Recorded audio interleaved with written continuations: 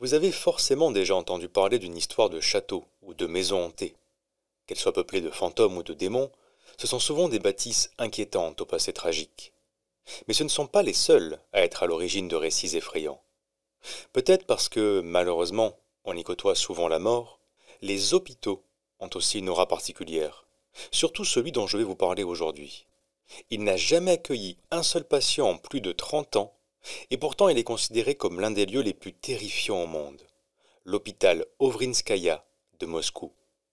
Son histoire est un mélange de légendes urbaines et de véritables faits divers qu'il va falloir démêler. Mais en attendant, installez-vous confortablement, vous écoutez Elessar.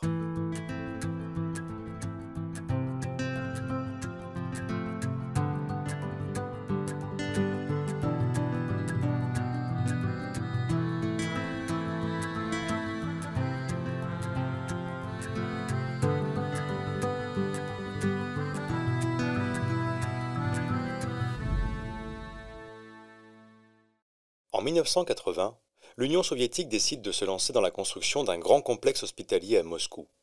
Ce sera l'hôpital Ovrinskaya, au nord de la ville, dans le quartier d'Ovrino. Le projet est très ambitieux. 1300 lits dans un bâtiment principal de 10 étages avec des sous-sols, plusieurs pôles médicaux et des annexes. Le chantier démarre et avance plutôt rapidement. Les habitants voient s'élever la structure de l'hôpital de plus en plus haut, jusqu'à ce qu'elle soit achevée en 1985. Il manque encore beaucoup de choses, bien sûr, ne serait-ce que les fenêtres. Mais le principal est là. Vu d'en haut, on dirait une étoile à 3 branches, au bout desquelles partent 2 autres extensions, un peu comme un flocon de neige. D'autres, moins poétiques, disons, y voient une ressemblance avec le symbole signalant un danger biologique. Quoi qu'il en soit, tout s'arrête d'un coup. Les ouvriers s'en vont avec leurs machines, et aucun ne revient pour continuer les travaux. Au bout d'un certain temps, il faut se rendre à l'évidence. L'hôpital Ovrinskaya ne sera jamais terminé.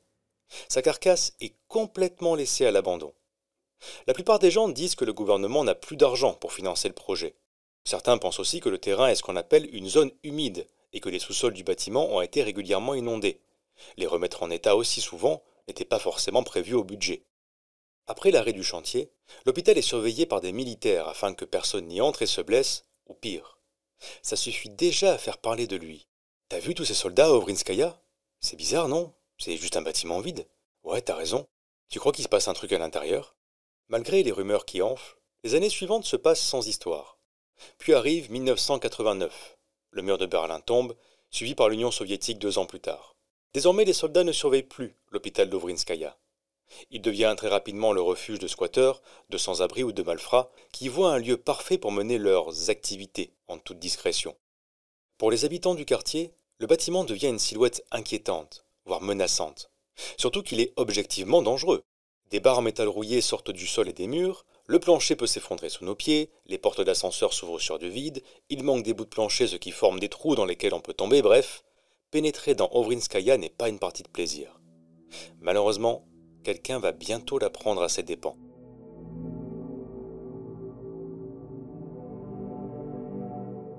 Une vieille dame habitante du quartier d'Ovrino a l'habitude de promener son chien près de l'hôpital abandonné. Un jour, il tire sur sa laisse et s'échappe, fonçant droit à l'intérieur du bâtiment. Sa maîtresse hésite, elle connaît la réputation de l'édifice.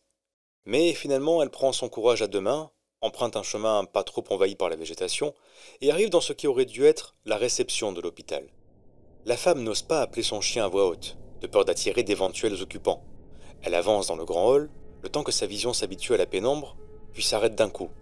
Devant elle, il y a des restes d'animaux, des pattes arrachées, des moitiés de gueule, des chiens pendus et éventrés. C'est une scène horrible.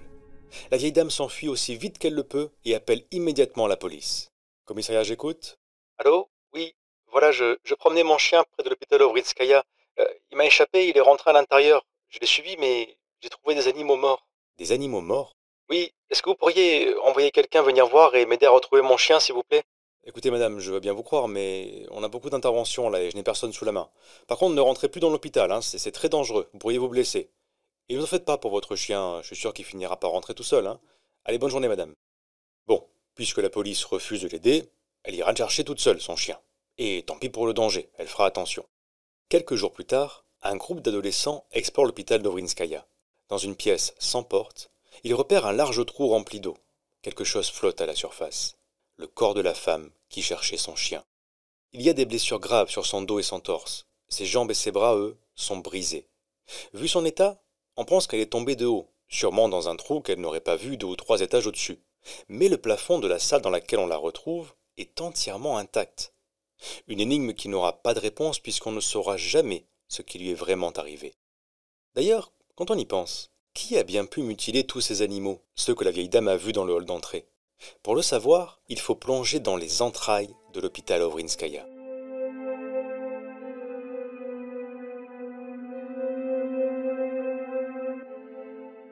En 1984, un an avant l'arrêt du chantier, une dizaine de personnes créent une secte qu'ils appellent Nimostor.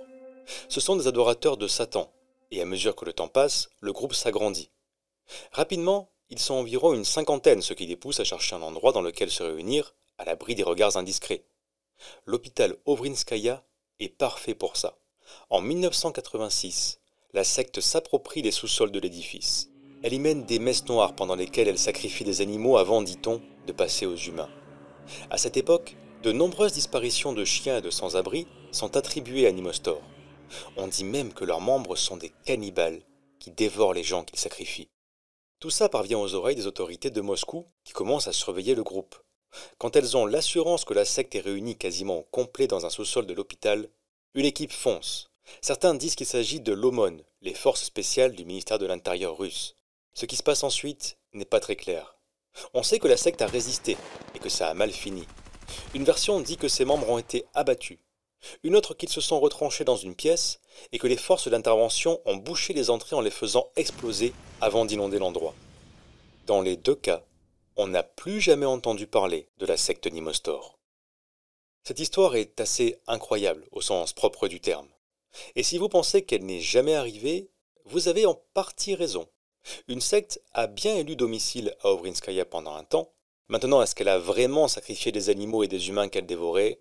Officiellement, on ne le sait pas. Par contre, ce qui est arrivé au 8e étage de l'hôpital est 100% vrai.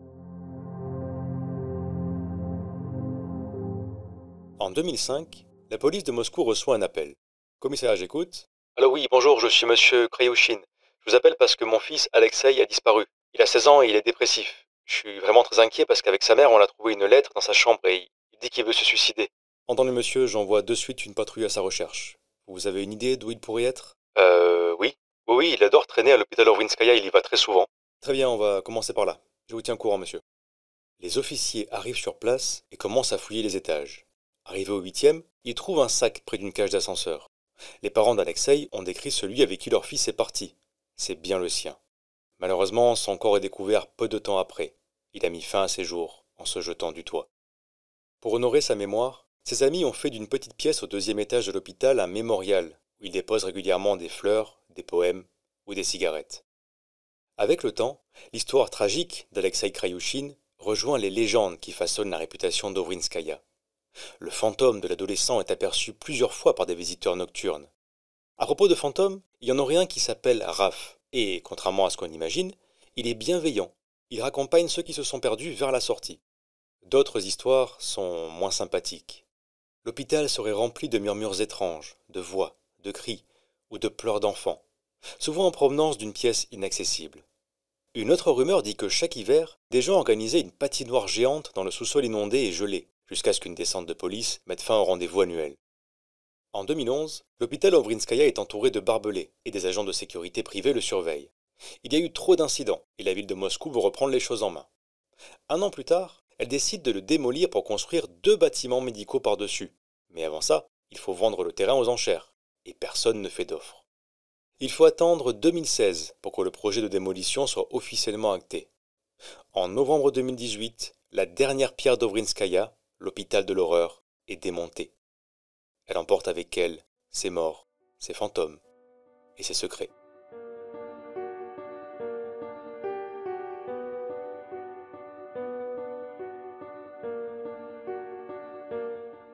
Merci d'avoir écouté cet épisode d'Ele Sahar. N'oubliez pas de vous abonner si ce n'est pas déjà fait afin de ne pas manquer les prochains.